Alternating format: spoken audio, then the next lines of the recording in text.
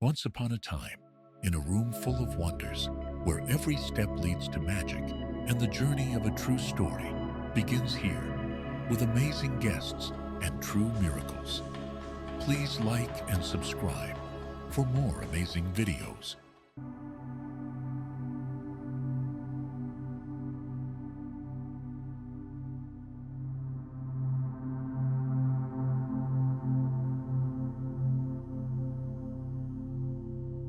Having the pleasure to talk with Ellen Wier, and thank you so much for being on here today. Thank you for having me. I'm really happy to be here. Okay, let's dive right in. How did it all begin? How did your spiritual journey started? Well, when I was 12 years old, I used to ride horses, and I was at a riding lesson, and the cinch slipped, the saddle slipped underneath. I fell off the horse, and the horse kicked me in the head. And from there, I was taken to a hospital, and I was in a coma, so they sent me to another hospital. And when I made it to the second hospital in Dallas, Texas, the doctors said on the fifth day, they said, just play movies at her bedside and maybe she'll wake up, maybe she'll hear it. She's very deeply in the coma. And my parents decided on this day to play a Disney movie that was like 90% classical music.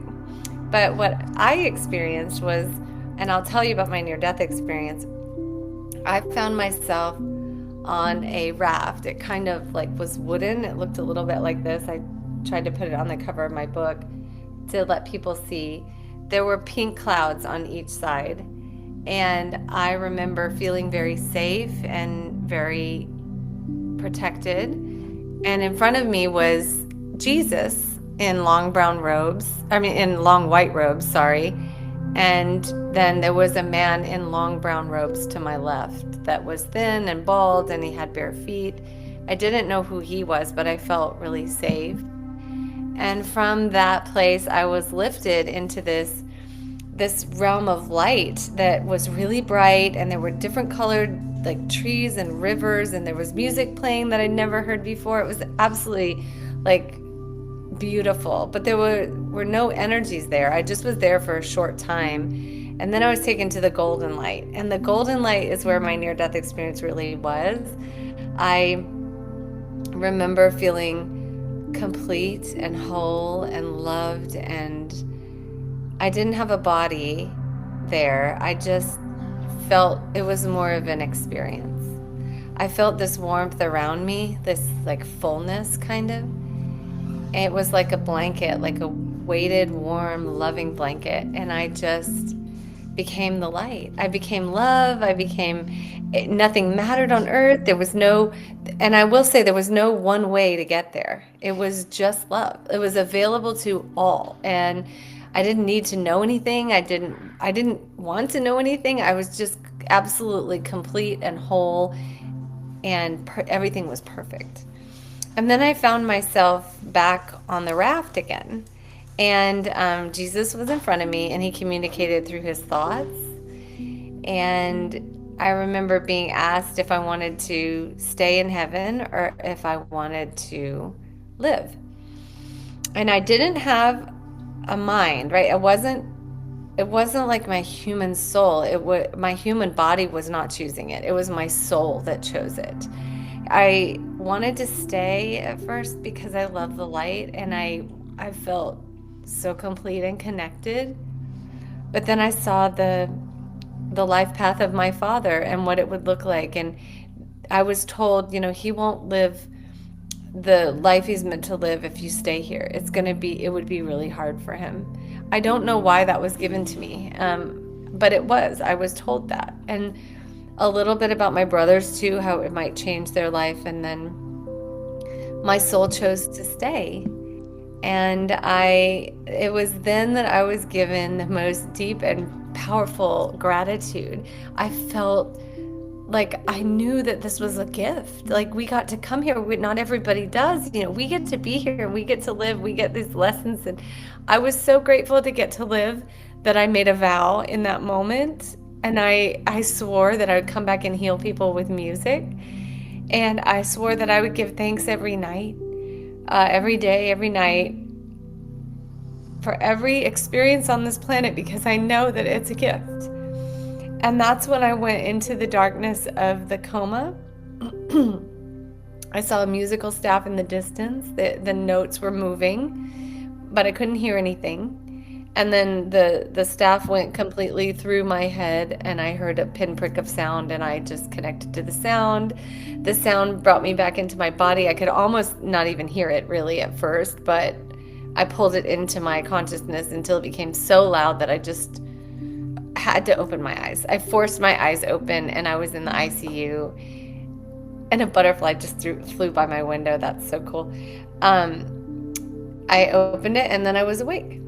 And that's when I began my integration of my near-death experience. First, I kept it to myself. I only told really my closest friends and confidants, and which is unusual for me because I share everything, now. But at the time, I remember when I shared it with people, sometimes they would say, "Oh, that was just a dream," or "It was the drugs," or something. And I thought, this is the most powerful experience I've ever had in my lifetime that a lot of people don't get. And I remember making a choice that I wanted to protect it.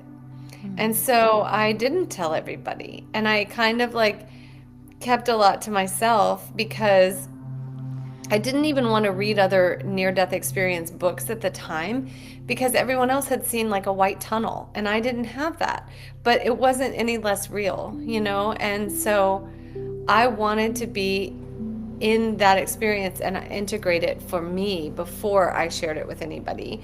I started sharing it in my adult life. And it's been the greatest gift because everything that I do, the work that I do, the crystal singing bowls, the channeling, the every single thing that I do, it comes down to my near-death experience. And so now I use music to help people access the light as well. And that coming to that was like divinely guided my entire life. I was led back to the music. People come to me for everything. They might be having an awakening, or they might be going through a loss, a job loss, a loss of someone in their family, a friend. Life circumstances are changing so quickly now. People are going through some really deep things. And I am there to help them find their own wisdom through the music. So I just stand as a container. I use the crystal singing bowls to help them like move into different states within the mind, go into deep states of relaxation and awareness. I start classical music. I play classical music as well so that they can leave the body. They can connect with angels. They can connect with messages, wisdom from their higher self. And it's beautiful because I led a workshop in Chicago a few days ago. I live in San Diego, but I was in Chicago to bring my work there. And there was a woman in the group, and she said, "I met 3 angels. One of them wrapped their wings around me, and I felt so loved and so connected." Another person in the group said she felt something within her belly like rise up and come out of her, and she felt so much lighter afterwards. Another participant met with Jesus. Another one met their mother who had passed. And then in my private sessions, it's even more powerful because I held a private session for someone that I truly admire, a really powerful healer. And I wanted to give something back to him because he's been so good to me and to my husband, who's been going through his own brain injury. And so I gave him a session in Chicago, and he had the most beautiful experience of connecting with his mother and father who had both passed. His grandmother got messages of validation of what he's doing on the planet. And it's a true gift for me because I get to witness it too. And I see what people are seeing during our sessions, and then other messages come through. So I'm able to write them down and give people a reading at the end of it. So they come to me for everything, and I love it. Yeah, even abundance or manifesting. People come because they want to learn how to take their life to the next level. Well, they can email me. The price is on the website, and it Nice. also explains the work. But my email address is wellnessmusictherapy@yahoo.com. And people can just email me there. I have an online meditation group every week where people who have come to me for sessions or have been in groups, they want downloads of light every week. So I give those every Wednesday. I just did that. I just came out of my meditation. It's only 30 minutes a day on Wednesdays.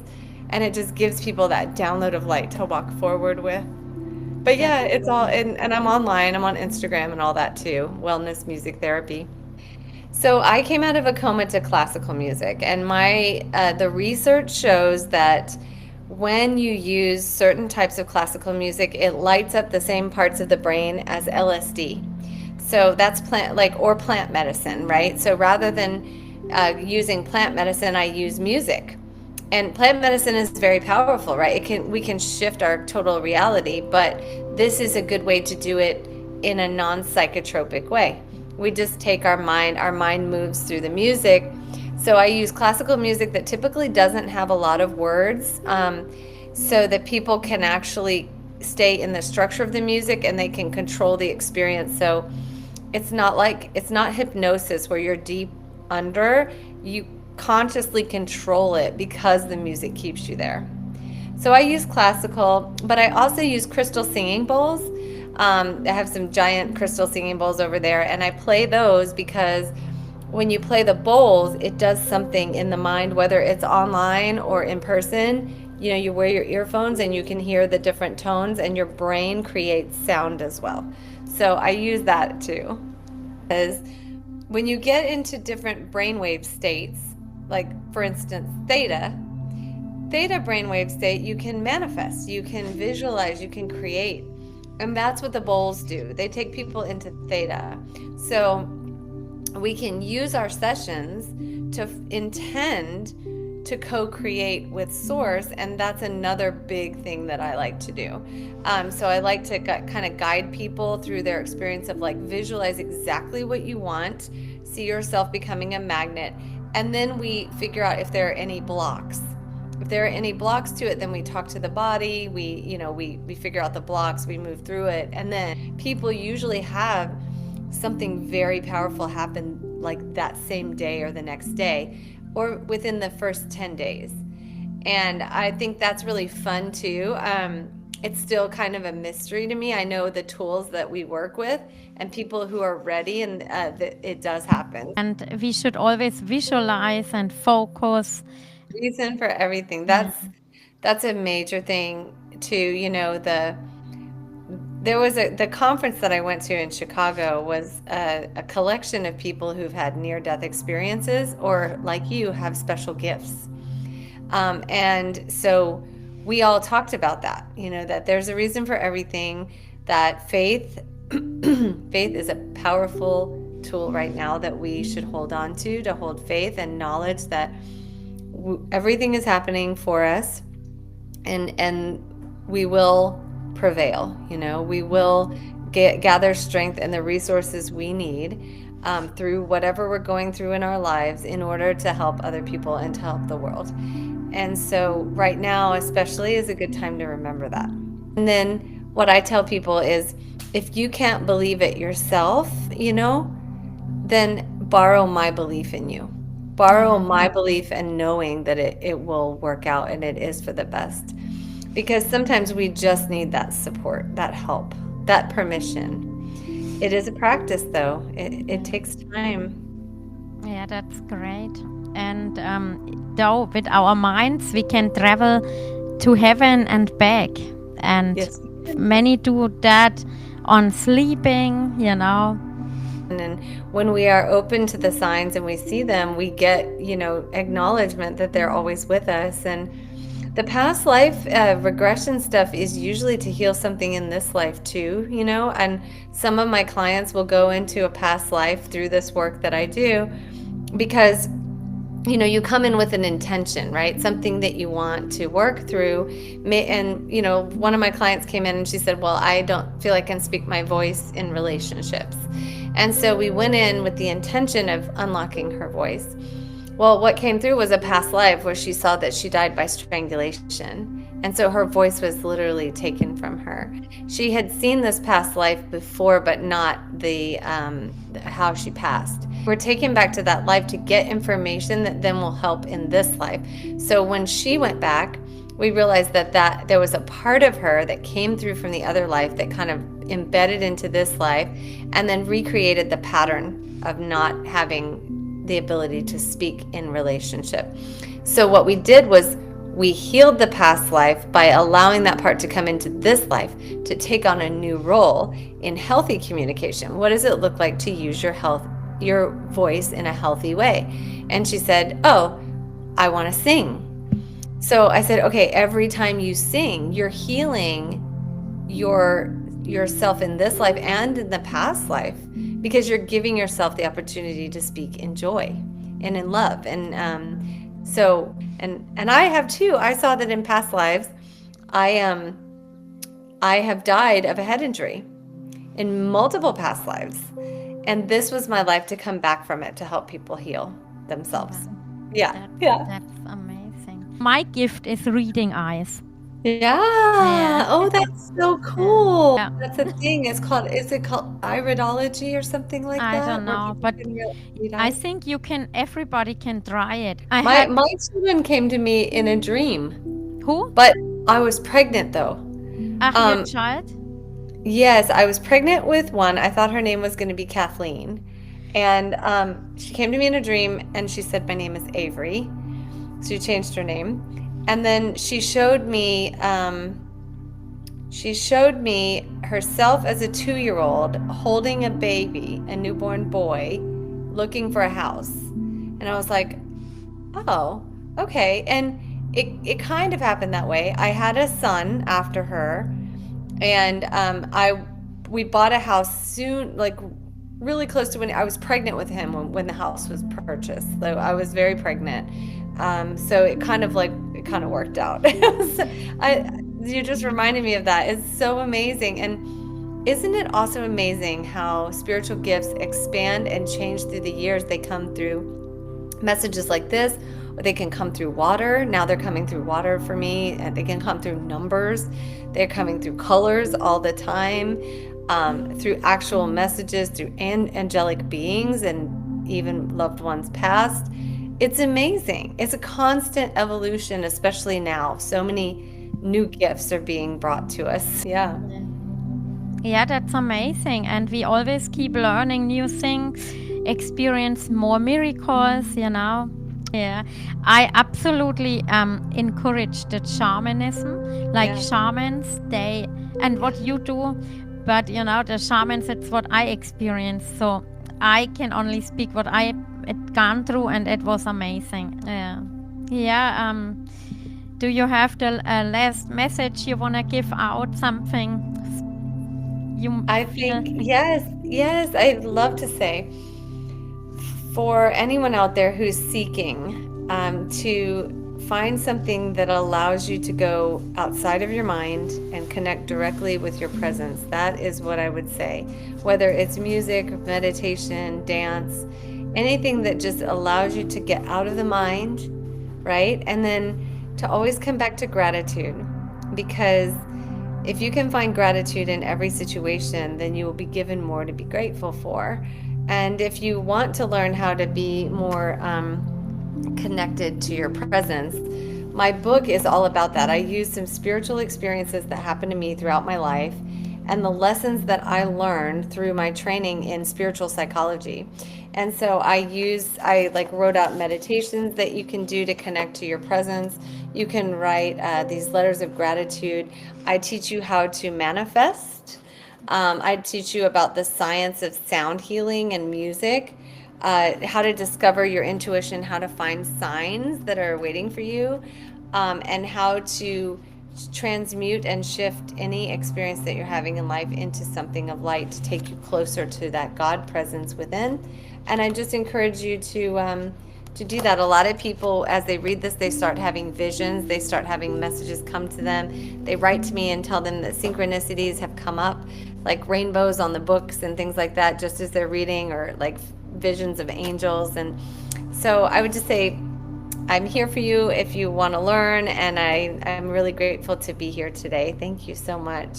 And yeah, thank you so much. How you explained it is amazing. I think we have to get that book. And is it available on Amazon or on your Yeah. website? It's on Amazon. So it's called Waking Up in Heaven, Living with Purpose Through Afterlife Wisdom. There's a yellow book too, but mine's the pink one. Okay. And it's got my picture on the back. Yeah. But yes, I would be honored if people want to pick Yeah. up my book. It's not very expensive. It's also on Kindle, so you can get it that way too. Yeah, my sister would love to dig in there too. Thank you so much for being an amazing guest and letting out your story and miracles. And I appreciate you. And maybe we connect again one day. I would love that. I would Yeah. love that. Thank Okay. you. Have a blessed rest of your day. You too. Bye.